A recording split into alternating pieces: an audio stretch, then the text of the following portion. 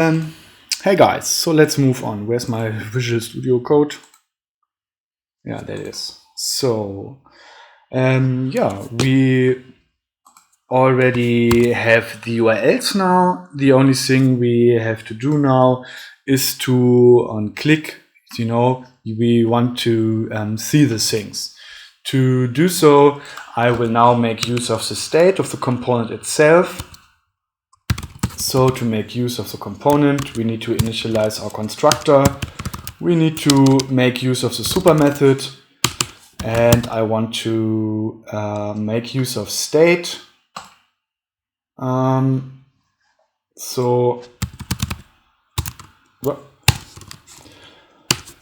yeah, what do I need here? I need an image URL. I will set it to empty now. I will need height, because you can use every stat you want. I'm sorry, I'm in the wrong syntax. So, and it waits. I'm only making use of this things. You can make use of as many as you want. And what I will do here to keep track of the state of the tile, whether it's showing the values or whether it's folded or not, I will do something like show values. Yeah. So I will set this to false in the state, and we see how to make use of it later.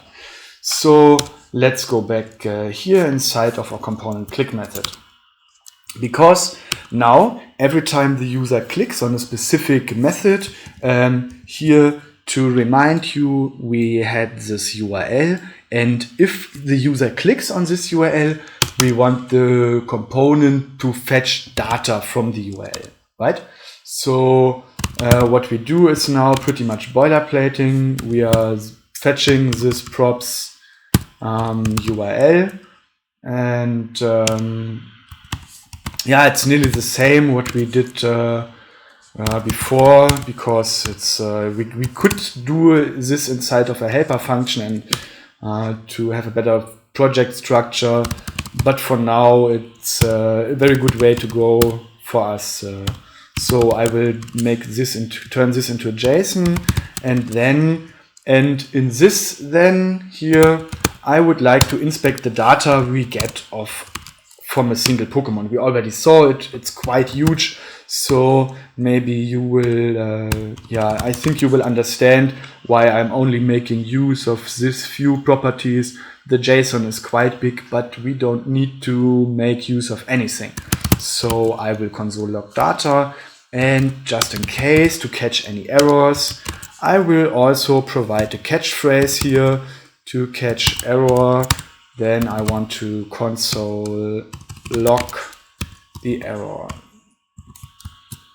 So let's see what's happening. Yeah, we are fetching here, and now every time I call the onClick method on the specific li, it should fetch the data that is given in this URL.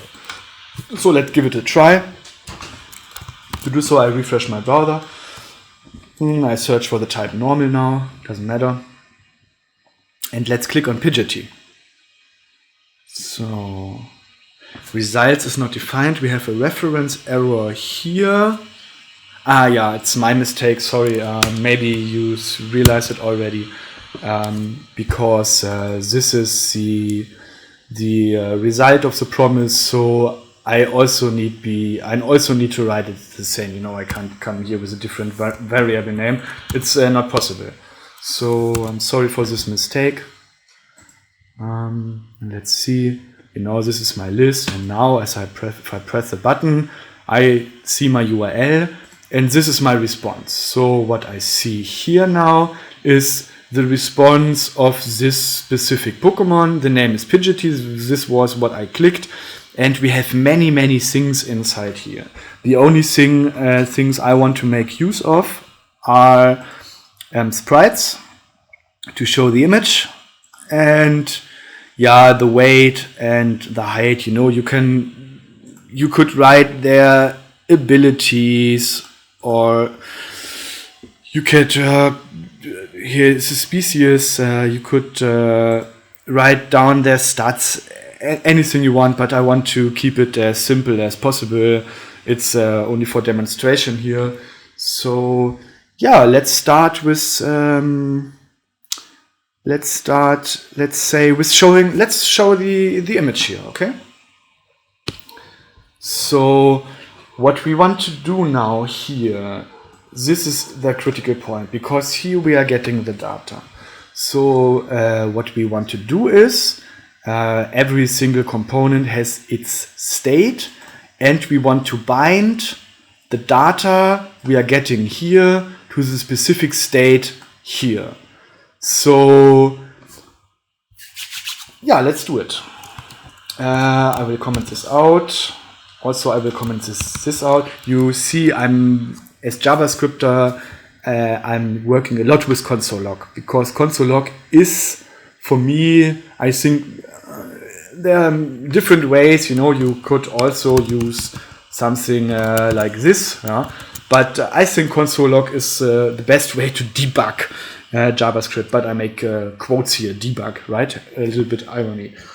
Yeah, it's a good way to see what we get. And now I want to set just a moment. Let's make 100% clear what kind of data we need again. Okay, so let's go back. What I need is I need the height. I need the weight. Okay, let's start here. So what I want is, I want this set state. Then we use our brackets and our curly braces. And then I want to set the height to data dot. And now we need to traverse the object, so to this data height. And the next thing is pretty simple, pretty straightforward. I want the weight. And here I want, data weight. So, but how can we access the image URL? So to do so, to traverse the DOM, we need to go inside sprites. Okay, we click sprites and open it. And this object is deeper. So let's see, I want the front shiny. No, I think we go for the front defaulted picture here. Yeah, so we go for data sprites front default. So we go for the image URL as data sprites, what's the name? Front default dot front underscore default.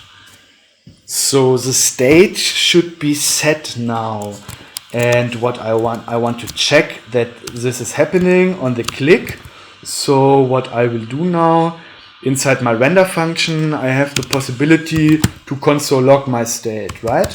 So what I do here is now I will console log my this.state, and initially when the component no, there is nothing. Yeah, it should. Let's check.